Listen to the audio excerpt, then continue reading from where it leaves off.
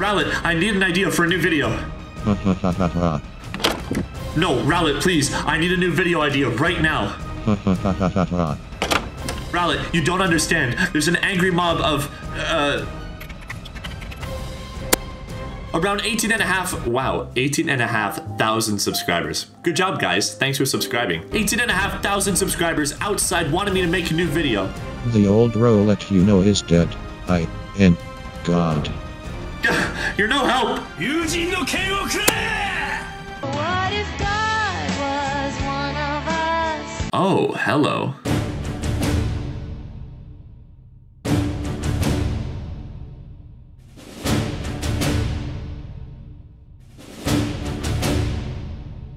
Okay, everyone knows that games have ratings on them. And if you play games, then the ESRB should ring a bell. Unless, you know, you don't live in any of the Americas. They let us know which games are okay for who. Like for example, Smash Bros is rated E10 while Smash Bros is rated T. Wait, what? All of these should look familiar when you see a game on the box. But what if a game doesn't have a rating on it you never asked because you already saw the title of this video? Well then, good sir or ma'am, you would get an ERP, or rating pending, until they come up with one. Okay, everyone knows the Metroid series. If not, then the name Samus should ring a bell.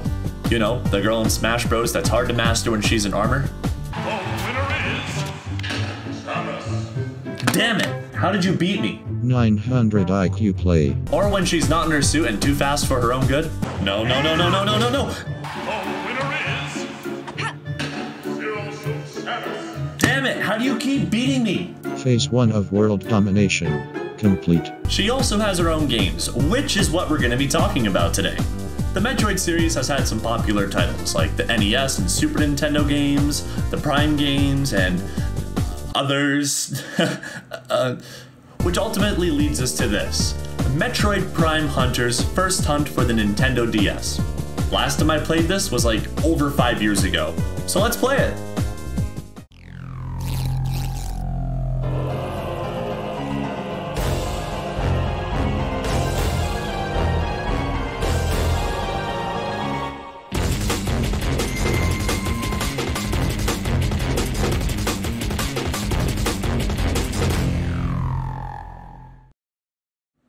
Alright, now we're in the game. Tap that button to get started and we're introduced to 3 choices: training, multiplayer, and options.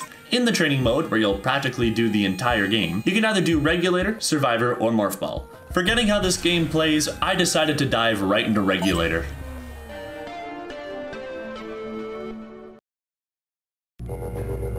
What you're looking at right now is a first-person shooter for the DS. Right now, I'm trying to figure out how the controls work because they don't tell you, that's for sure. So here's how the controls for the game works. The D-pad is used for walking around, which feels right and normal. Left trigger is to shoot, right trigger is to jump, Y is to look left, A is to look right, but B is to look up, while X is to look down. Why? Who on earth thought those buttons should be swapped around? This makes the game harder than it needs to be. Wait a minute. Rowlet? So what does the bottom screen do, you might be asking, but I highly doubt it? Well, I'm glad you asked, because all it does is show your map, show the score a second time, change the fire mode, and turn you into a Morph Ball. All in all, nothing too much to complain about. Heading into the first room of enemies, it becomes very clear how tough it is to actually play this game. Trust me, it may look like I'm doing bad, but I'm doing the best I possibly can with these bad controls. It feels so unnatural to use buttons for a looking direction. Now, I did try to look for an option to change my controls, but I couldn't find one in the pause menu. Oh, there goes me trying to figure out how to freaking aim with these controls again. Ugh. When I get into the next room of enemies, I was just starting to get this control scheme down. I even got the Battle of Metroid and didn't die. Now, I know I won't shut up about the controls, but look how hard it is to kill one alien thing. It's not something I can put into words. Now, this game isn't all bad. I mean, the soundtrack kicks ass.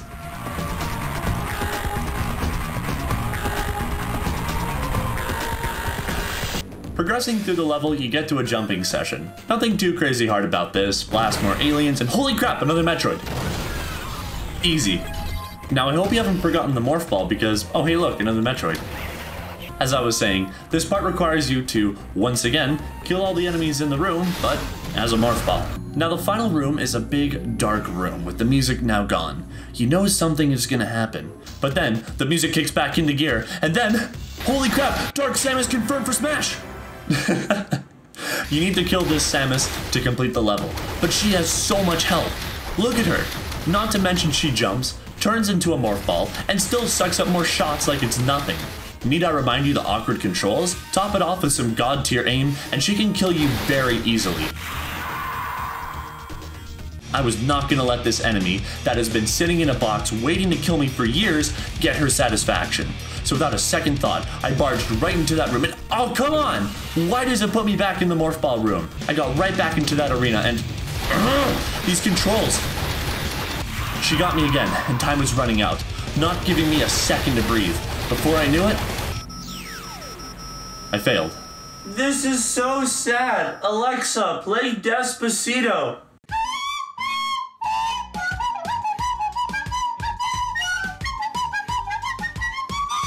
But then I remembered, I don't want to listen to Despacito. So the first thing I did was I found out you can actually change the controls in the main menu options. I made the touchscreen what you use to look around and jump, and now I was ready to go kick some ass. Now here I am, at the Dark Samus room once again. With my new aiming controls, it was so much easier to battle her. She didn't stand a chance. Alright, let's try this again.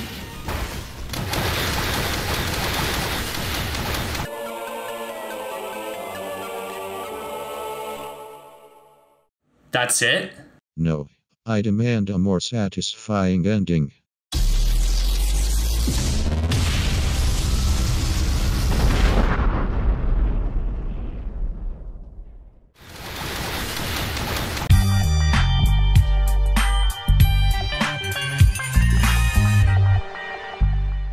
Beating this level is very underwhelming. Anyway, this game has a survival mode where enemies get tougher and tougher, but I killed myself due to boredom before I got very far, and Morph Ball is where you collect tokens on a certain track before time runs out. There is a multiplayer mode, but only for the DS Local Wireless, and I'm the only one I know of who owns this game. Messing around in the opening menu, I noticed a little flashing dot. Play movie? Okay, why not?